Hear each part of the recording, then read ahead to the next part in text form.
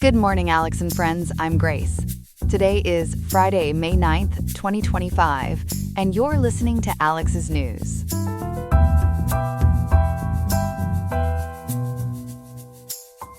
The high in Riverside today will soar to 94.3 degrees, with the low tonight around 65.3, so be sure to stay cool and hydrated if you are spending time outdoors.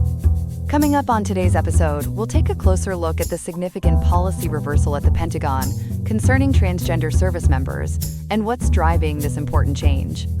Plus, we'll unpack the confusing and sometimes conflicting messages emerging from Donald Trump's camp regarding potential new tariffs on goods imported from China.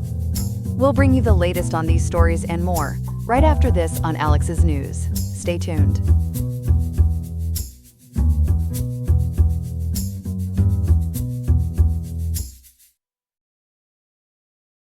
We're starting this morning with a major policy shift from the Pentagon, one that's already sending ripples through the armed forces and beyond. For more on this, we turn to our national affairs reporter, Ethan. Ethan, this sounds like a significant reversal. It certainly is, Grace. According to the Associated Press, via KGNS.TV, WVTM13, and ABC News, the Pentagon issued a directive yesterday, May 8th, to immediately begin the process of removing openly identifying transgender service members. We're talking about potentially up to 1,000 individuals. 1,000 service members. That's a substantial number. What's the driving force behind this sudden change, Ethan? Well, this directive follows a key Supreme Court decision that essentially allowed the Trump administration's ban on transgender individuals in the military to be enforced. Defense Secretary Pete Hegseth, who issued the memo, has been quite outspoken. KGNS.TV, WVTM13, and ABC News report he stated the department is, quote, leaving wokeness and weakness behind, end quote. WVTM13 also noted he posted on the social media platform X, quote, no more trans at DOD, end quote, and even told a conference there would be, quote, no more pronouns, end quote. So the messaging is pretty direct. No more pronouns, quite a statement. So how is this process actually unfolding for these service members? Is it immediate, or is there a timeline? There's a timeline, but it's a swift one. According to ABC News and KGNS.TV, active duty troops have been given until June 6th, that's just 28 days from today, to voluntarily identify themselves. National Guard and Reserve troops have a bit longer, until July 7th, which is 59 days away. ABC News also reports that about 1,000 troops have already self-identified since an initial, similar directive was issued back in February of this year. WVTM13 pointed out that earlier memo in February saw its action delayed due to lawsuits. For those who don't self-identify, the Defense Department will then review medical records to identify transgender service members, specifically looking for a diagnosis of gender dysphoria. Gender dysphoria. Can you explain for our viewers what that means in this context and what happens if a service member is identified through their medical records? Certainly, Grace. Gender dysphoria is the medical term for the distress a person may experience when their gender identity, their internal sense of being male, female, both, or neither, doesn't align with the sex they were assigned at birth. According to KGNS.TV and ABC News, under this new policy, individuals with this diagnosis will be involuntarily discharged. And it doesn't stop there. A diagnosis of gender dysphoria will also prohibit individuals from enlisting in the future. It sounds incredibly impactful for those individuals. Do we have a sense of how many service members might be affected by this focus on gender dysphoria? And has there been any mention of the financial side of things, perhaps the cost of care, that might be a factor here? We do have some figures. Official numbers cited by KGNS.TV, WVTM13, and ABC News state that as of December 9, 2024, there were 4,240 troops across active duty, National Guard, and Reserve diagnosed with gender dysphoria. And regarding costs, KGNS.TV and ABC News report that gender-affirming care for service members between 2015 and 2024 totaled approximately $52 million. The Pentagon's justification, as reported by ABC News and Perplexity API, is that the, quote, medical and mental health constraints of individuals with gender dysphoria are incompatible with military service standards." End quote. So the Pentagon is drawing a hard line. Are there any exceptions to this? Any way for these service members to continue serving? It seems like a policy that's really discharging its duties in a controversial way. That's a sharp observation, Grace. There are very limited exemptions. KGNS.TV and ABC News report that transgender personnel can seek a waiver if they can prove they directly support warfighting activities. Existing service members might also get an exemption if they can prove they support a specific warfighting need, have never transitioned, and have demonstrated stability in their biological sex for 36 months. However, even with such a waiver, their biological sex would be recognized for the purposes of facilities and official recognition. So it's a very narrow path. A very narrow path indeed. With such a sweeping change, I imagine the legal challenges are already mounting. Is this policy facing a fight in the courts? Absolutely. Perplexity API reports that several lawsuits were filed challenging the transgender military ban shortly after the Trump administration reissued the policy in early 2025, arguing it violates the Constitution's equal protection guarantees. While some lower courts initially blocked the ban, the Supreme Court ultimately allowed it to be enforced while these lawsuits continue. And this new May 8th directive has prompted immediate legal opposition. For instance, Perplexity API notes 2 transgender airmen filed a lawsuit back in March, aiming to block separations. Advocacy groups are gearing up, arguing these forced separations cause irreparable harm and degrade military readiness. They're really, quote, suiting up for a battle. It sounds like a legal minefield. The Pentagon cites medical and mental health constraints. Is there strong, publicly available military evidence to back this up, to show that transgender service members negatively impact readiness or unit cohesion? That's a critical question, Grace, and according to Perplexity API, there's a notable lack of publicly available military studies to support this specific claim. As of today, May 9th, there are no public military studies or readiness reports conducted between 2016, when open service was first allowed, and early 2025 that demonstrably conclude transgender service members or those diagnosed with gender dysphoria negatively impacted unit cohesion, deployability, or overall military effectiveness. Perplexity API also highlights that the Department of Defense hasn't publicly cited specific official military or medical data to substantiate the claim that gender dysphoria inherently renders individuals unfit, distinct from general fitness standards applied to everyone. So the evidence isn't clear-cut, and there are counter-arguments. For instance, what about other studies or perspectives on this? Indeed. While the Trump administration's 2017 memorandum initiating the ban cited concerns like medical costs and disruptive impacts, these assertions have been challenged. For example, Perplexity API notes a 2018 Palm Center study suggested open transgender service poses no significant medical risks or costs and can enhance readiness. Also, studies from organizations like the American Psychological Association and American Medical Association, for example in 2014, have emphasized that gender dysphoria is a treatable condition and that appropriate care improves functioning. That's an important context. Has the DoD provided any analysis comparing the impact of managed gender dysphoria to other common medical conditions the military manages without such blanket bans, say something like asthma or diabetes?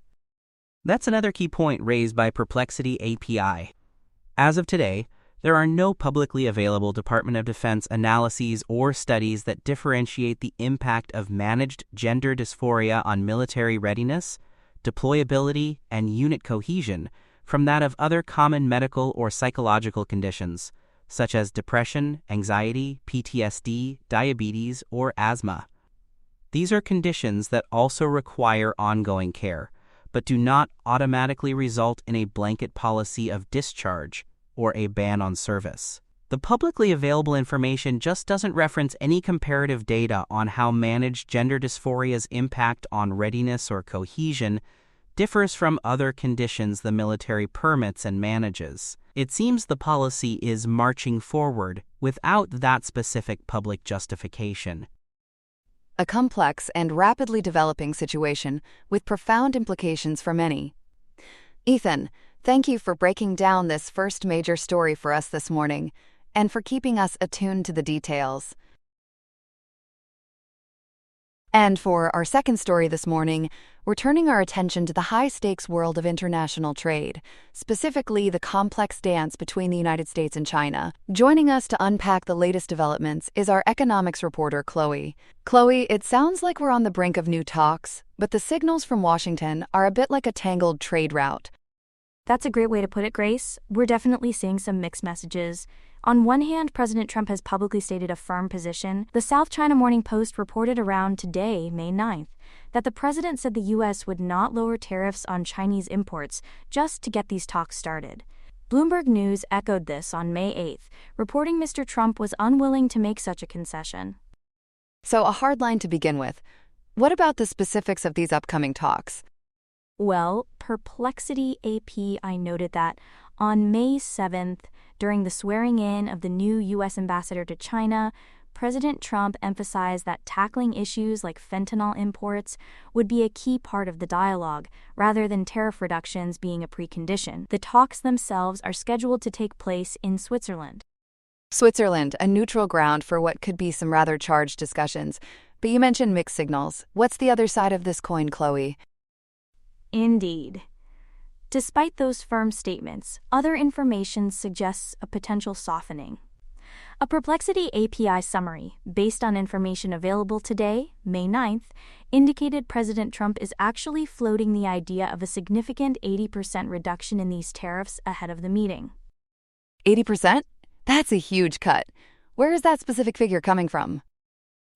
According to Perplexity API, that 80% claim, which could potentially reduce a 145% tariff rate down to about 50 to 54%, was attributed to a report from the New York Post, citing anonymous sources. These sources suggested the reduction could happen as early as next week, aimed at easing tensions. It's quite the tariff icy drop, if true. If true, indeed. So how much weight should we give these unconfirmed reports, especially when they seem to contradict the president's public stance? That's the multi-billion-dollar question, Grace. Multiple Perplexity API analyses highlight that, as of today, May 9th, there are no independently verifiable primary news sources or official U.S. government communications to directly back up this specific 80% tariff cut. While President Trump did mention on April 24th that his administration might reconsider tariff amounts for some trading partners, including China, within weeks, as noted by Perplexity API, that was a general statement and did not specify such a drastic cut. So it's a bit of a quote, read between the trade lines, end quote situation. What are the possible explanations for this discrepancy? Is it a negotiation tactic, perhaps? That's certainly one interpretation, as outlined by Perplexity API. Publicly maintaining a firm stance while leaking potential concessions could be a way to gauge reactions, signal flexibility, or even pressure Beijing. It could also reflect ongoing debates within the Trump administration, or simply that the administration is keeping its options open, ready to adjust based on how the negotiations progress. And what about pressure from businesses? We know tariffs can hit them hard. Absolutely. Perplexity AP. I also suggested that ongoing diplomatic interactions and pressure from key U.S. business leaders might be influencing these considerations.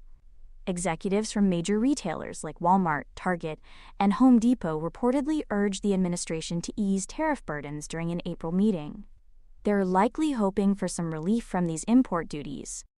Let's talk about the actual negotiations in Switzerland. Who will be at the table? The U.S. delegation is expected to be led by Treasury Secretary Scott Bessent and U.S. Trade Representative Jamieson Greer, according to Perplexity API. And from China's side, Vice Premier He Lifeng, their top negotiator, is reportedly visiting Switzerland from today, May 9th, until May 12th for these discussions. So those talks are kicking off as we speak and will continue for 3 more days. Analysts cited by the South China Morning Post believe these talks are just the overture to what will likely be very extended negotiations. And China's position going into this? Are they making any demands? The South China Morning Post reports that Beijing has been urging the U.S. to drop tariffs to demonstrate, quote, sincerity, end quote, in the negotiations. Ahead of the talks, Vice Premier He Lifeng also struck a bullish tone regarding the Chinese economy. It's clear they want to see some movement from the U.S. side. China is also reportedly targeting smugglers to strengthen its export controls on critical minerals. These tariffs have been in place for a while. What are some of the tangible impacts we've seen so far, Chloe? The impacts are quite widespread. The South China Morning Post detailed that U.S. port arrivals are down significantly. For instance, the Port of Los Angeles reported a substantial impact with a drop of more than a third in arrivals compared to the previous year.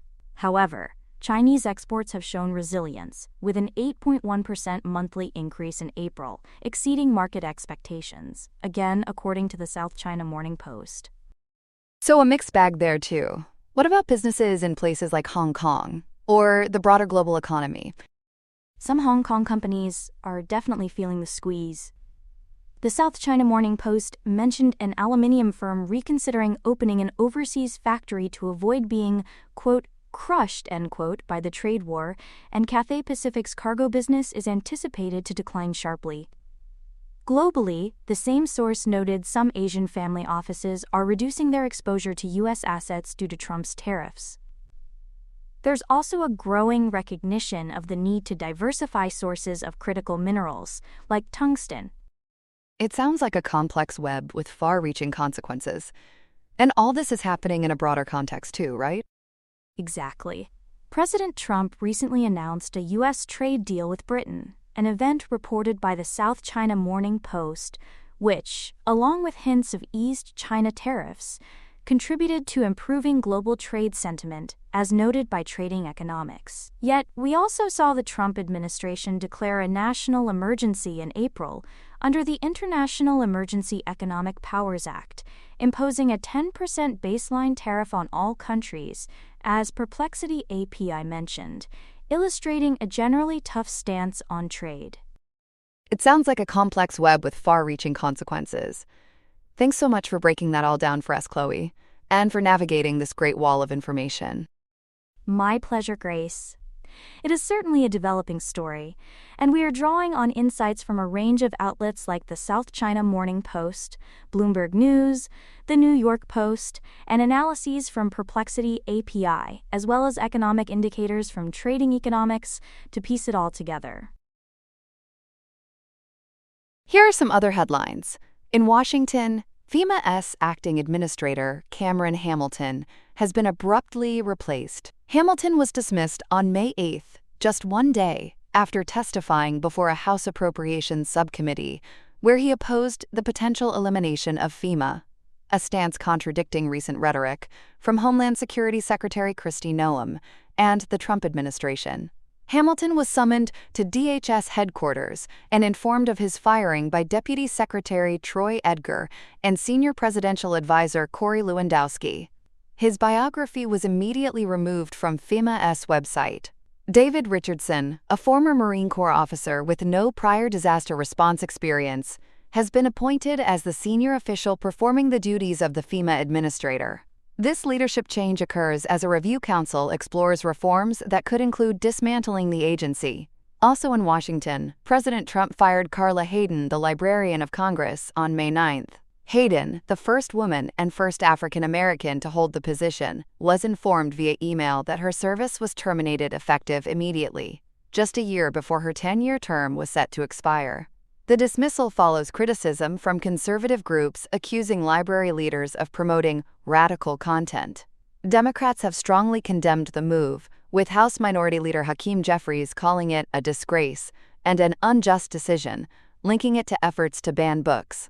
Overseas, Danish Prime Minister Mette Frederiksen has stated, "You cannot spy against an ally," following reports that U.S. spy agencies were instructed to gather intelligence on Greenland. The report suggests a focus on the island's independence movement and public sentiment regarding U.S. extraction of Greenland's mineral resources. Denmark's foreign minister has summoned the U.S. ambassador to address these concerns, which arise in the context of former President Trump's previous interest in acquiring the semi-autonomous Danish territory. In Moscow, Russia held its annual Victory Day parade in Red Square on May 9th, marking the 80th anniversary of the defeat of Nazi Germany. President Vladimir Putin attended the event, Russia's most significant secular holiday, alongside foreign leaders including China's President Xi Jinping and Brazil's President Luiz Inácio Lula da Silva. The grand military display, commemorating the 27 million Soviet lives lost in World War II, proceeded despite security concerns following Ukrainian drone attacks on Moscow in the preceding days, which caused flight disruptions. And finally, Pope Leo XIV, formerly Cardinal Robert Francis Prevost of Chicago, celebrated his first Mass as the 267th Pope. Describing his election as both a cross and a blessing, the first American and first Augustinian friar to hold the papacy was elected on May 8, following the death of Pope Francis. Pope Leo XIV, a Villanova University alumnus known for his diplomatic skills, was appointed a cardinal less than 2 years ago. His first Mass signals a commitment to unity for the world's over 1.3 billion Catholics. That's all we have for now. Today's episode was made by Alexander King, with Claude Sonnet 3.7, Gemini Pro 2.5 Experimental, Gemini Flash 2.0, Perplexity Sonar Pro, and Google Cloud Text-to-Speech. I hope you have a great day. I'll see you tomorrow, Alex.